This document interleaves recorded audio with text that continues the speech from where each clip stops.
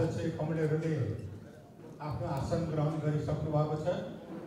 पार्टीका सबै स्थायी कमिटीका सदस्यहरू, आयोगका अध्यक्षहरू, पार्टीका कलेजहरू, पत्रकार मित्रहरू, आज हामी हाम्रो पार्टीको नेपाल कार्यक्रममा यहाँहरू सबैलाई म हार्दिक स्वागत गर्दै यो कार्यक्रमलाई औपचारिक रूपमा अगाडि बढाउने अनुमति चाहन्छु।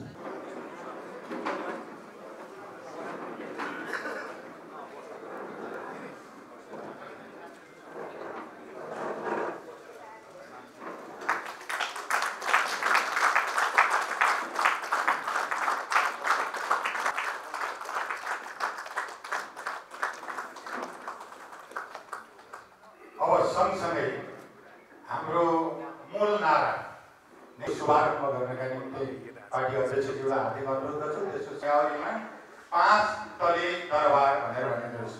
त्यो सिम्बोल छ यहाँ, तपाईँले साइडमा यहाँ देख्नु